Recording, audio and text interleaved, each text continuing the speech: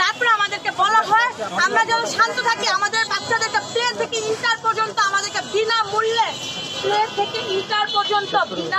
আমাদের বাচ্চাদেরকে পড়াশোনার সুযোগ করে দেবে।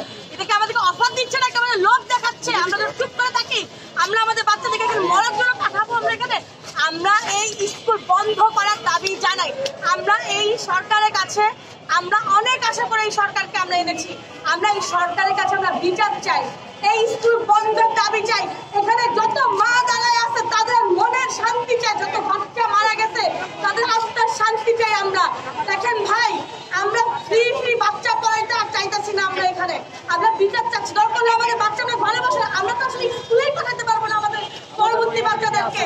আমাদের আইমান নতুন যাওয়া পরে সে স্কুলে আসছে, যে আপনি দেখবেন তার কথা, এই বাচ্চা সে নাই।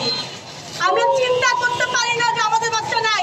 আমার ভাই রাতে ঘুমায় সে কবরের পাশে বসে থাকে, বৃষ্টি আসলে সে মনে করে তার বাচ্চা ভিজে যাবে, রাতে ঘুমাইতে পারে না। সে কবরের বাউন্ডারির উপর সে দাঁড়া থাকে, বসে থাকে তার বাচ্চাকে, সে কবরের পাহারা দিবে তার বাচ্চাকে, সে কবরের পাহারা দিবে।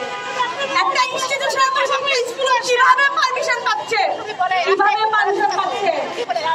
হ্যাঁ, নুরুন নবী বলতেছে আমাদের স্কুল দেয় না, তাদের স্কুল দেয় না। তারা কিভাবে দেয় না? তারা বাচ্চার নিরাপদ, আমরা কি করতে চাচ্ছি? আমাদের বাচ্চা এখানে কেন দিয়ে যায়?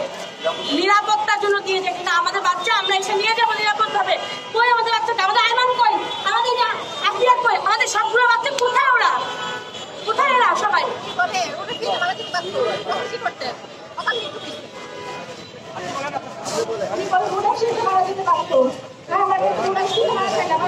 এদিকে ফিরে লাগবে না।